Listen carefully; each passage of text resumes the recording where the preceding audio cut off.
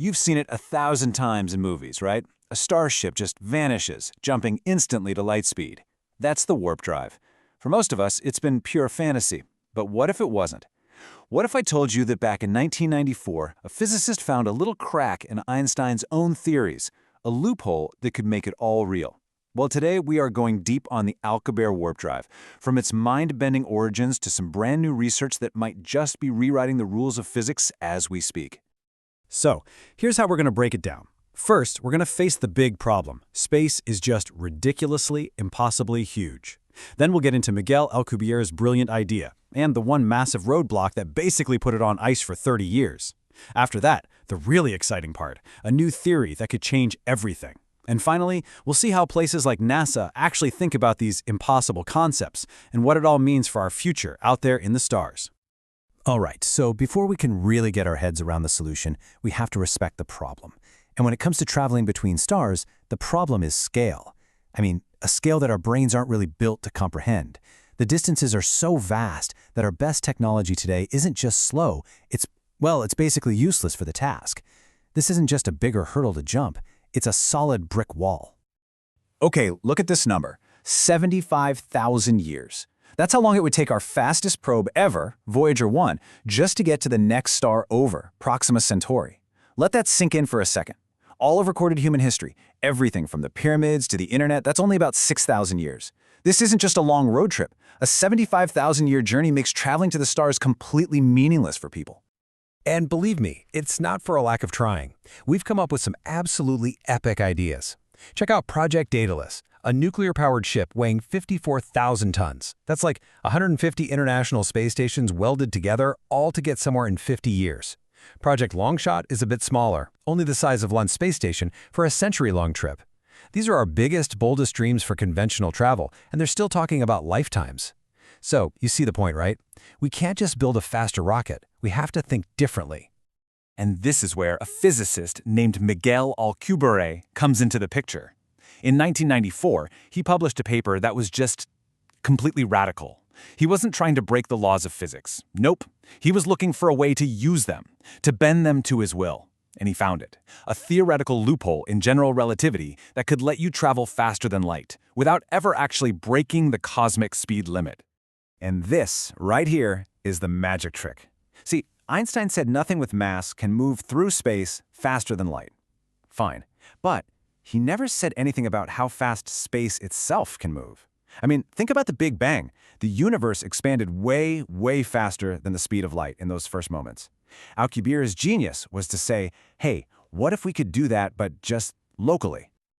So how's it supposed to work? The best analogy is a surfer on a wave. The surfer isn't really swimming through the water, right? The wave is doing all the work, carrying the board forward. The Alcubierre drive is the exact same idea, but with the very fabric of space-time. It creates this warp bubble. Inside, everything's normal. The ship is just floating, not moving at all. But on the outside, the drive is warping space, squishing it together in front of you and stretching it out behind you. And the bubble, with the ship inside, just gets carried along on the space-time wave, maybe even thousands of times faster than light. And this is a perfect picture of what's going on. See that deep blue area up front? That's space-time getting compressed, basically pulling your destination closer. And that big red peak in the back? That's space-time expanding, pushing your starting point away. The spaceship is just chilling in that flat green zone in the middle, totally along for the ride. It's beautiful, really, so elegant. But, of course, there was a catch. And oh boy, was it a big one. So for 30 years, this incredible idea was little more than a curiosity, a super cool math problem that, unfortunately, seemed totally disconnected from reality. And the whole thing came down to one single, gigantic, show-stopping requirement. Yep, negative energy. To get that space-time expansion behind the ship, Einstein's equation said you needed something with a negative energy density. You plug in the math for a warp drive, and the universe spits back an ingredient that, as far as we knew, was completely impossible to get. And that's really the heart of the problem. In our universe, energy is a positive thing. Negative energy just breaks all the rules. These things physicists call energy conditions.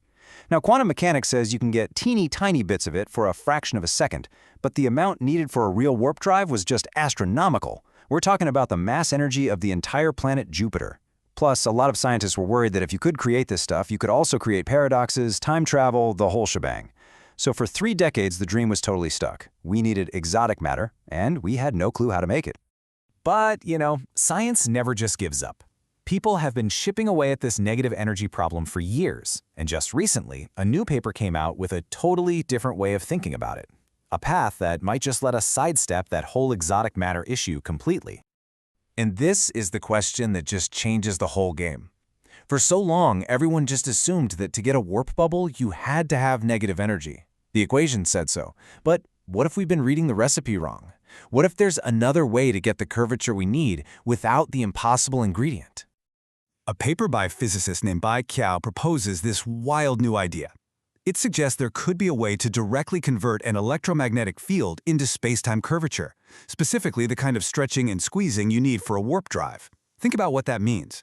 Instead of needing some undiscovered exotic matter, we could maybe build a warp drive using something we've understood for over a century, electromagnetism. Okay, so here's the new playbook. Step 1, you create a really intense, very specifically shaped electromagnetic field. Step 2, according to this new theory, that field itself directly creates the space-time curvature you need. Step 3, that curvature is what forms your warp bubble, the squishing in the front, the stretching in the back. And voila, you get the Alcubierre effect, but you never needed any negative energy to do it. It totally reframes the problem. It's no longer a physics impossibility, it's an engineering challenge. A huge one, for sure, but still. And, switching from physics to engineering also has another little side effect. It completely changes the energy requirements. Remember that planet-sized energy bill for the original drive? I mean, total non-starter. But if you can make the curvature directly, well, let's just say the numbers get a lot more friendly. 4.9 megajoules. That's the new estimate from this paper for a 20-meter bubble. Now, to give you some perspective, that's about the same amount of energy you'd find in a high-end electric car battery. Yeah, we went from the mass energy of Jupiter to a Tesla. Now, don't get me wrong, creating the fields to do this is still an unbelievably hard problem. But the energy source, it's not the deal breaker anymore. This moves the whole idea from impossible squarely into the realm of plausible. Okay, I know what you're probably thinking. This is all super theoretical, sounds like it's a million years away, and you're not wrong. But it's really important to know that serious institutions like NASA have been thinking about these impossible ideas for a long, long time. They have actual structured plans for how to investigate this stuff. Way back in the 90s, NASA actually had a program called the Breakthrough Propulsion Physics Program. And just look at its goals. They weren't looking for a slightly more efficient rocket engine. They were hunting for the big stuff. Propulsion without propellant, a way to beat the light speed limit, new ways to create energy. I mean, these are basically the job requirements for a warp drive. This was a serious effort to figure out how to turn science fiction into science fact. And I absolutely love this chart. It's called a traceability tree from that program. It's basically a roadmap to achieving the impossible. You start with the goal at the top, breakthrough propulsion, and then you map out every conceivable path to get there. And would you look at that? Right there on the chart, warp drive transport. It's been part of the plan. They break it down logically. Does it need negative energy? If so, how do we make it? If not, what are the alternatives? This is how science works. You take an impossible idea and you break it down into 1,000 possible questions. So, where does all this leave us? We've gone from a problem so big it felt permanent, the tyranny of distance, to a solution that was beautiful but broken. And now, maybe, just maybe, a new path forward that changes the entire game. This isn't just a small step, it's a huge shift in thinking. And this really is the key takeaway. For 3 decades, the warp drive was stuck behind this wall that said, impossible physics ahead. It needed a magical substance that broke all the rules and probably didn't even exist. But this new research, it changes the conversation. The problem is no longer discover new laws of the universe. The problem is now figure out a really, really clever way to use a law of the universe we already know. It's moved from the physicist's whiteboard to the engineer's workshop. And that's really the thought I want to leave you with. Look, this is still very early days. A working warp drive isn't going to be announced next week. But that wall that looked so solid for so long, it might actually have a door in it. We still have to figure out how to build the key, but for the first time, it feels like it might just be possible. And if we can really learn to sculpt the fabric of space-time itself, then that 75,000-year journey isn't a dead end anymore.